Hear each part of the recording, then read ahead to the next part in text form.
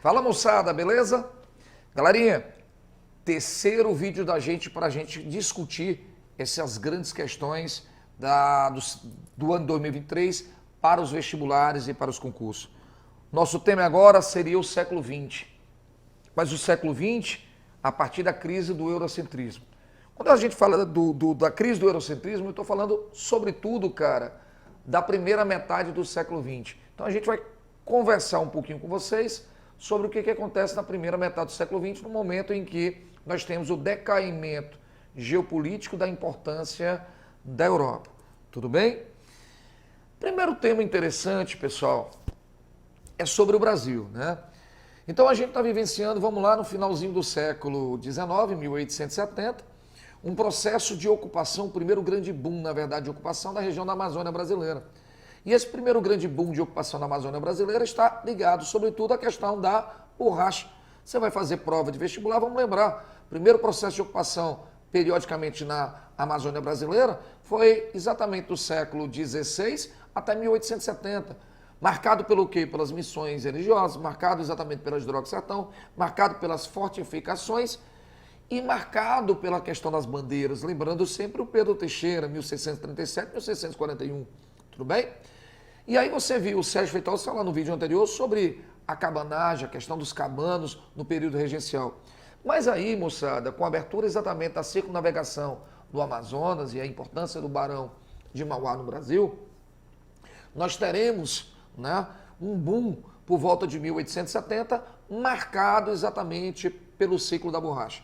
Tá? Então, na Amazônia você tem uma planta que é a seringueira, tá? Planta nativa da região, e eu estou vivenciando no mundo inteiro a segunda grande revolução industrial. E na segunda grande revolução industrial, o setor automobilístico. A concepção exatamente de mais máquinas, mais equipamentos e a necessidade por uma maior produção de borracha. Quero lembrar a vocês que em 1877 nós tivemos uma grande seca no estado do Ceará, aliás, fundamental para a gente organizar a concepção sobre sertão, sobre Nordeste, sobre seca. Por quê? Porque nessa época eu estou vivenciando o governo de Dom Pedro II, que em 1884 vai criar a Comissão de Estudo do Semiárido Nordestino. Essa comissão ela vai decidir a criação do primeiro grande açude de organização do Estado brasileiro no sertão nordestino, que é o açude, né? O açude do Cedro, às margens do rio Sitiá, a região de Quixadá. E a partir daí essa comissão de estudos daria origem ao IOCS, Inspetoria de Obras contra a Seca, 1909, Nilo Peçanha, 1919, IFOX, Inspetoria Federal de Obras contra a Seca, e em 45, o DENOX. Mas é interessante voltarmos aqui à questão da borracha pelo seguinte, o Brasil vai ter um grande boom da borracha, certo? Só que nós teremos a biopirataria, um britânico chamado Henry Wickman roubará 20 mil mudas de seringueira, e esse material é levado até a região asiática. Lá, essas seringueiras serão plantadas na região da Malásia, e em 1913 a produção da borracha da Malásia supera o Brasil. Tudo bem? E aí nós temos a primeira decadência da borracha. Teremos em 1941, tá, a tentativa de se resgatar a questão da borracha no Brasil. Getúlio Dornelles Vargas, né, em conluio exatamente com os aliados na Segunda Grande Guerra Mundial, vai passar a produzir de novo borracha no Brasil. E aí os soldados da borracha serão enviados à região na tentativa de desenvolver, né, de novo esse ciclo da borracha. Segunda Grande Guerra Mundial termina, a Malásia volta a produzir, já que ocorre a desocupação japonesa da região, e vem a produção da borracha sintética e a crise.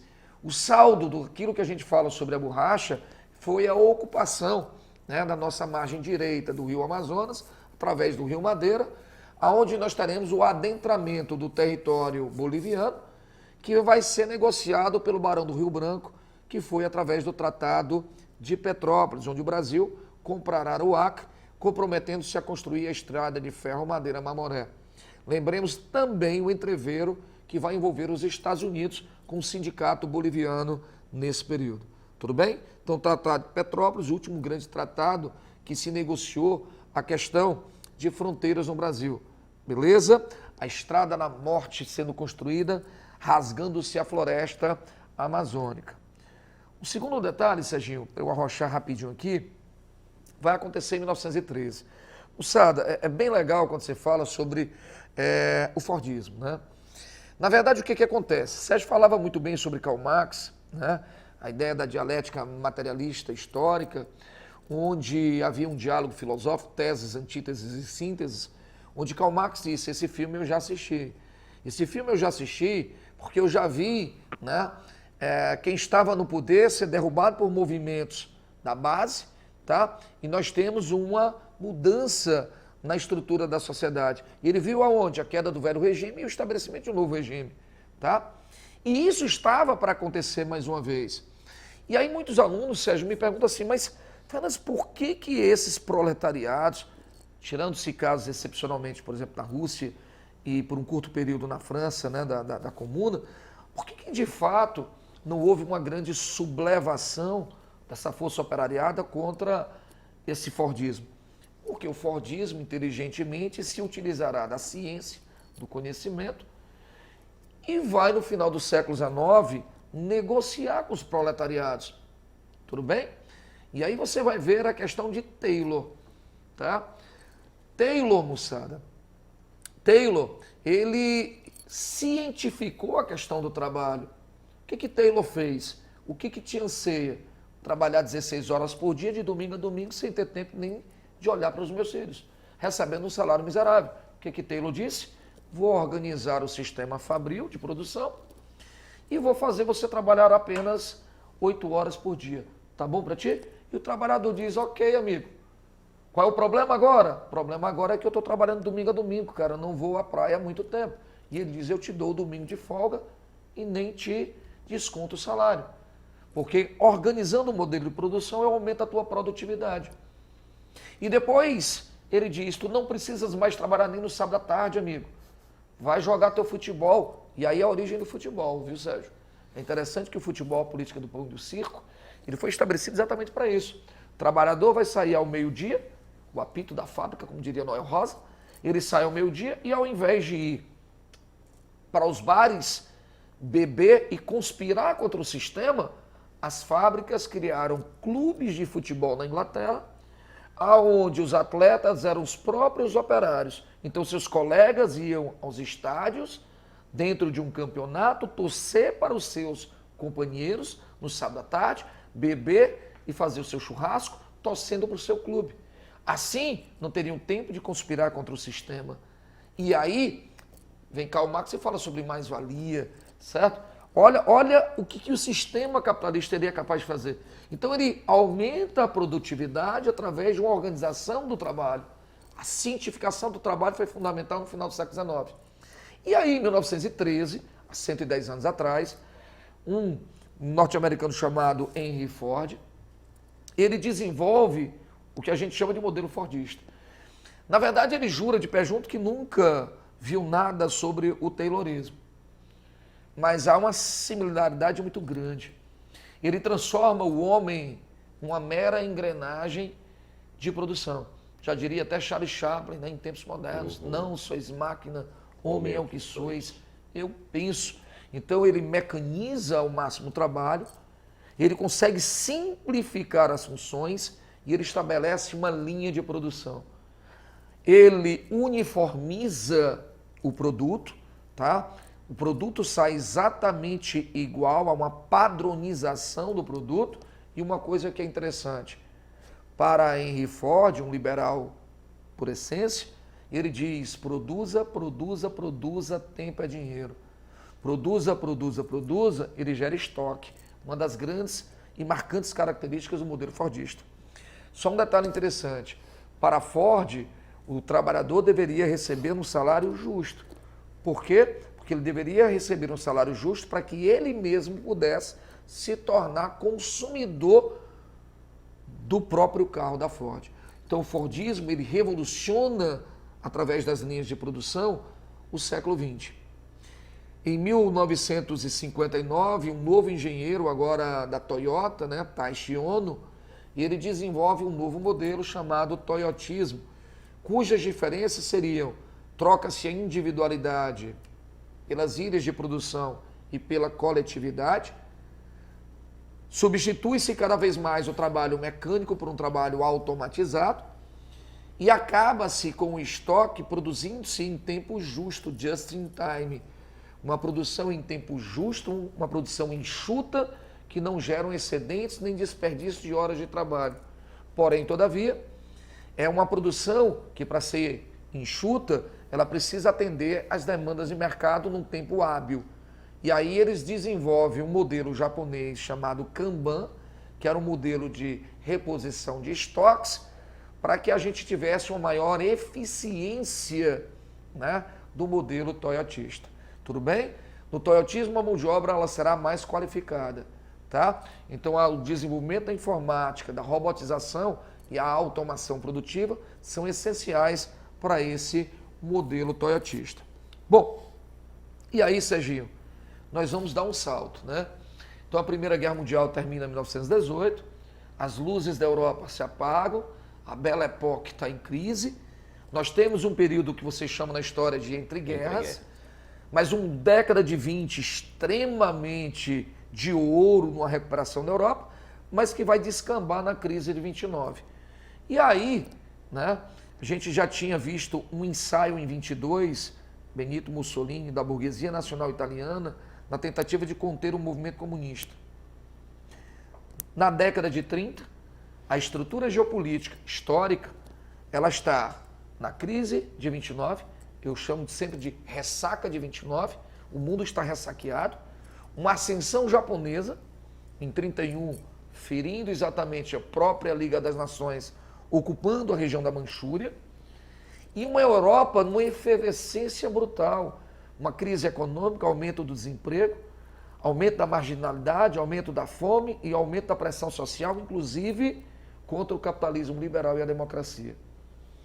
Como é que a gente vai enxergar esse momento histórico de 33 com os nazifascistas? Então, pessoal, Fernandes fez o panorama todo para a gente.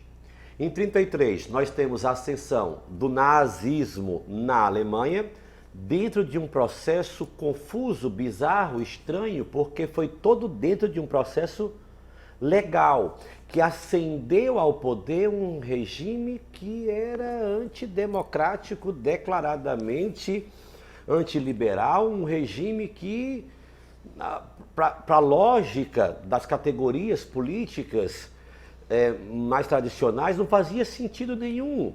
Mas tudo produto de uma crise pela qual o liberalismo vinha, na verdade, desde o século XIX. Quando você pensa na crise de 29, você muitas vezes, talvez pela leitura que tem, não sei, muito, posso dizer assim, objetiva demais, não foi a primeira crise liberal, na verdade. Desde o século XIX, com os monopólios, holdings, trusts e cartéis, o sistema já vinha sofrendo com crises.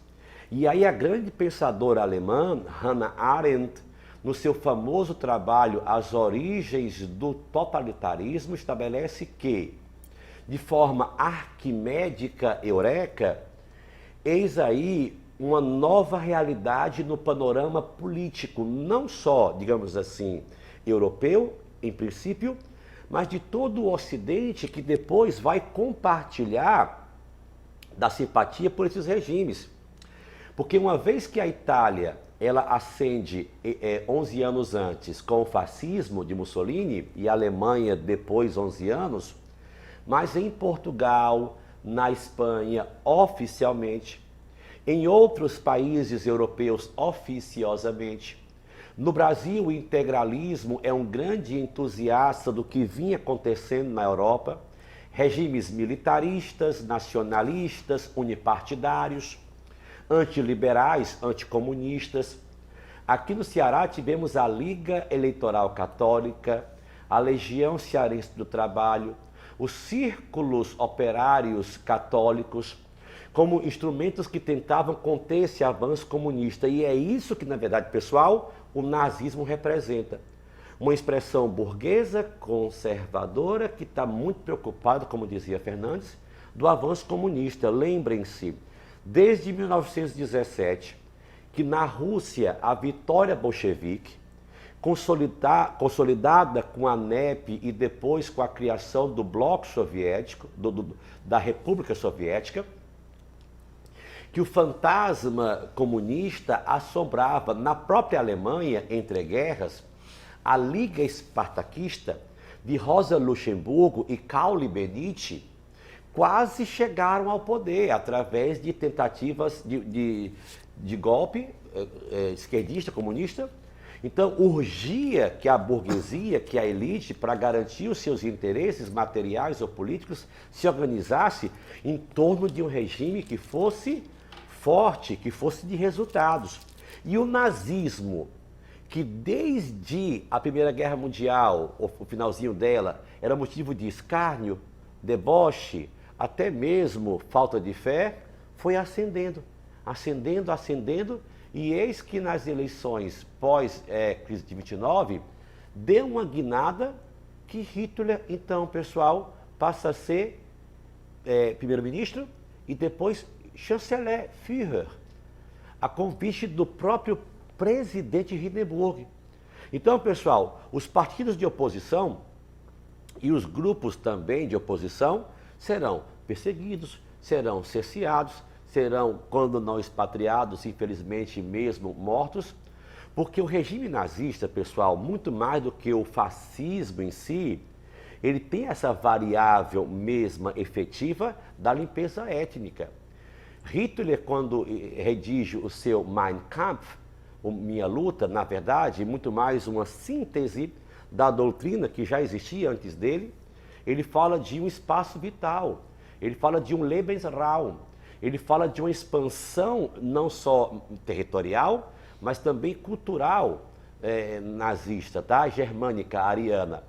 Então, isso de alguma forma é estranho, porque muitos países europeus vão ou fazer vista grossa, porque na escalada geopolítica que vai para a Segunda Guerra Mundial, o que seria depois a ONU ou seu ancestral, a Liga das Nações, capitaneada por ingleses e franceses, faz um jogo duplo, porque Hitler vai lá, militariza, não podia. Hitler vai lá e vai se expandindo, Áustria, os Sudetos, e ninguém faz nada. Porque, ao que tudo indica, o ideal é jogá-lo contra a União Soviética de Stalin.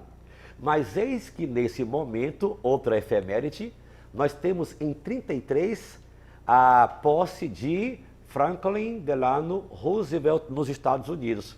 Uma personagem decisiva, não só para poder contornar ali a crise, os efeitos dela nos Estados Unidos, de 29, com o New Deal, o keynesianismo, mas também peça-chave na questão dos aliados que vão fazer frente ao avanço do eixo, não é isso? Você me permite só, você estava falando das coisas aqui do espaço vital.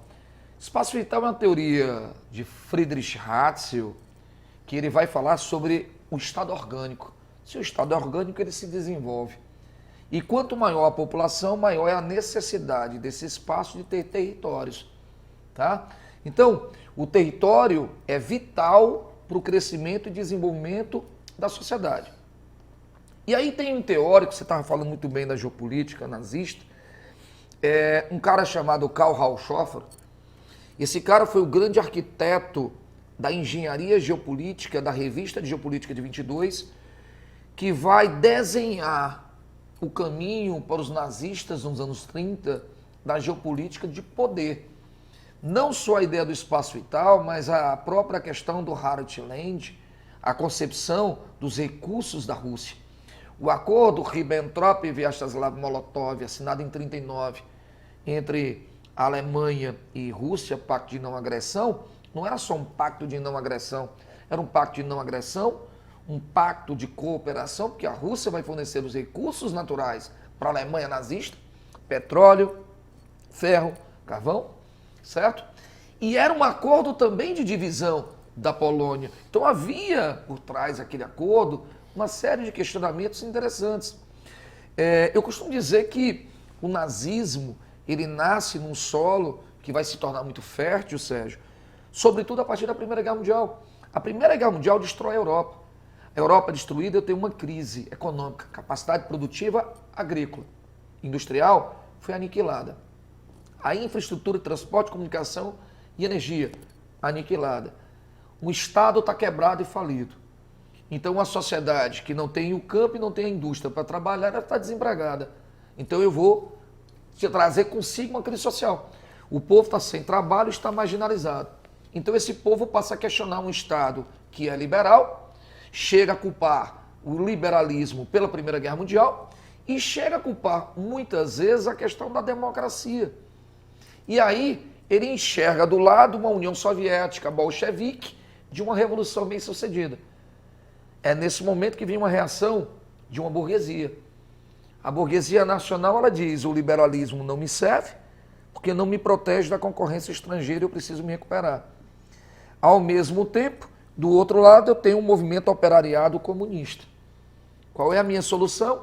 É financiar um Estado de base nacionalista que me proteja, que proteja os interesses da nação, de um Estado que seja forte e centralizado o suficiente para combater aquele movimento operariado, mas que também seja inteligente e que entenda o quão orgânico é o Estado para que promova o desenvolvimento. Então a militarização e o expansionismo vão fazer parte exatamente dessa conjectura dos anos 20 e 30, sobretudo na Europa, em busca exatamente, né, desse desenvolvimento dessas nações. Então o nazismo e o fascismo, né, Antônio Salazar, Franco, e uma coisa que eu chamo sempre a atenção dos alunos é que parece que o Hitler, cara, quando entra na Polônia, você falou dos Sudetos na Tchecoslováquia, né? Quando ele adentra nesses espaços, parece que ele tem uma reação da população, quando na verdade eles são muitíssimo bem recebidos. E eu gosto sempre de falar sobre o Bandeira e o movimento nacionalista ucraniano, que jogou o tapete vermelho para que os alemães entrassem na Ucrânia para derrotarem o Stalin, né? Já em junho de 41, quando ocorreu a ruptura do acordo. Então esse movimento nazifascista dos anos 30, ele é um movimento que é simpático, porque ele é um movimento nacionalista. O Estado é para a nação. Então a xenofobia, o racismo, o preconceito. E aí você vai lembrar numa prova de quem?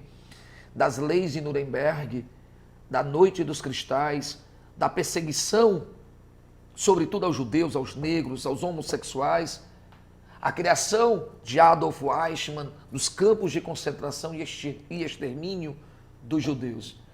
Então é fundamental e interessante a gente relembrar isso no momento em que nós estamos vendo 75 anos de criação de um Estado judeu, agora, 14 de maio de 1948, Davi Ben-Gurion.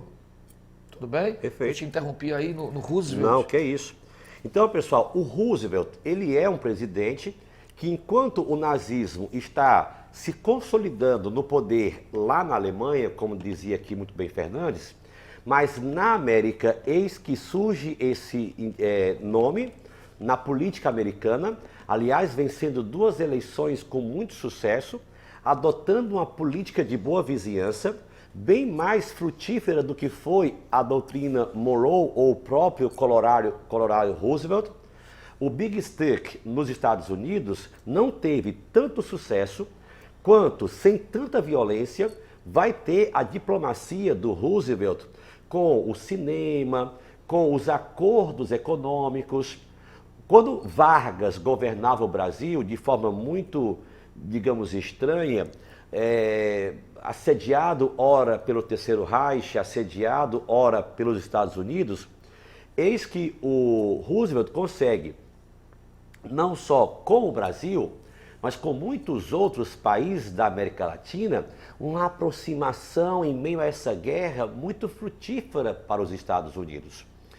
As bases militares que vão ser estabelecidas no Brasil durante a Segunda Guerra Mundial, a própria borracha que os americanos conseguirão, entre outras riquezas naturais, não só para a guerra, mas também para a sua economia como um todo, nesse momento, é o resultado de uma política, entenda, externa, mas também econômica, fundamentada no keynesianismo.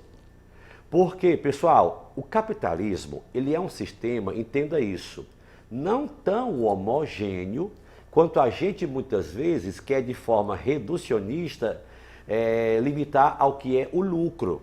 Porque o capitalismo, Fernandes, ele depende da cultura de um povo, ele depende da época em que ele estabeleceu, ele depende de uma série de variáveis, entenda isso. Mas, de qualquer forma, aquela coisa, o keynesianismo, que a escola austríaca de Hayek, de Mises, criticam muito como sendo um socialismo disfarçado de capitalismo, ele é um capitalismo intervencionista. Ele é um capitalismo que critica muito o excesso de liberalismo. Ele é um capitalismo que vê no investimento do Estado uma espécie de propulsão, mas que, bem ou mal, nos Estados Unidos teve efeitos muito positivos na geração de emprego, na recuperação econômica. Quando acontece a crise de 29, com a quebra da Bolsa, na verdade já anunciada havia alguns meses ou poucos anos, eis que o Roosevelt vem, pessoal, como o grande nome que vai não apenas conseguir tirar o país da crise, mas estabelecer mesmo uma política de alianças e de cooperação na América Latina, do que o Vargas vai ser possivelmente, pessoal, um dos grandes, digamos assim, bem-sucedidos articuladores. Porque Getúlio Vargas ele consegue, em meio à guerra, não apenas, pessoal, investimentos externos americanos, para investir no que vai ser a CSN, a Vale do Rio Doce, a nossa primeira, como alguns falam, revolução industrial. Celso Furtado diz que há dois grandes momentos da indústria brasileira. É a era Vargas, com a montagem de um parque industrial pesado, e depois a era JK, com essas indústrias de bem de consumo, né, que duráveis, estabelece, duráveis. Então, pessoal, o Vargas, que em 43, outra efeméride que o Fernandes conseguiu, pessoal, com muito brilhantismo, arrancar para nós. Getúlio, gente, aquele articulista amado por uns, odiado por outros, vê na CLT uma forma ali de estabelecer não apenas uma satisfação, digamos, maior a um operariado que nunca teve essas leis trabalhistas à sua disposição, mas também um apoio político, por mais pelo menos aí 2 anos, porque a era Vargas acaba 2 anos depois. Getúlio chega ao poder por um golpe e ele sai por um golpe 15 anos depois, ambos em meses de outubro. Mas, cara, o pai dos pobres para uns ou a mãe dos ricos para outro, Getúlio é o presidente que mais tempo ficou na República, porque ele volta, inclusive, depois, 3 anos. Lula agora é reeleito para o 3º mandato, mas mesmo que ele venha a, digamos, historicamente falando, tá? A concluí-lo com 12 anos, mesmo assim não fica o que o Vargas ficou ao todo, tá? Então, Vargas é o nosso governante que mais tempo ficou e deixa não apenas, pessoal, a CLT como uma marca muito forte desse governo, há 80 anos, mas também um nacionalismo e um trabalhismo que são as suas marcas. Inclusive, pessoal, posteriormente, vamos falar sobre isso ainda, com a Petrobras, que é a expressão desse nacionalismo muito forte. Então, pessoal, olha, nazismo, governo Roosevelt e a CLT na era Vargas, 3 dicas importantes para as efemérides. Serginho, eu vou tentar só organizar uma ideia com o aluno. Estou pensando no aluno que vai fazer a prova agora. Eu digo para você o seguinte, capitalismo no século XV ele é consolidado. Uma política econômica vigente era o mercantilismo. E aí nós vamos chegar ao século XVIII, uma nova política econômica é moldada, o liberalismo. 1929, uma grande crise que praticamente vai sacramentar o sistema liberal. 33, o keynesianismo, o welfare state, estado de bem-estar social, ele é organizado. Nos anos 70, na escola de Milton Friedman, vai emergir o primeiro estado neoliberal, que vai ser o Chile. Tudo bem? Então, as concepções de uma política econômica cronologicamente para o aluno pensar. Quando eu penso em Getúlio Vargas, aí eu estava vendo você falar do Vargas, deixa eu ver, e aí você vai me ajudando a complementar. 30, o golpe, ele derruba a oligarquia no Brasil, ele derruba a República Café com Leite, ele faz o Brasil sair da agroexportação e vamos à Revolução Industrial, tá? O Brasil, a partir de 30, ele tem em 32 a Revolução Constitucionalista de São Paulo, 33 a concessão de voto feminino, 34 a Constituição consolida o voto feminino e o voto secreto, uma Constituição que é promulgada. Em 37, o Plano Cohen e a ideia do Estado Novo, golpe dentro de um golpe, onde você vai outorgar uma Constituição hipertrofiando o Executivo.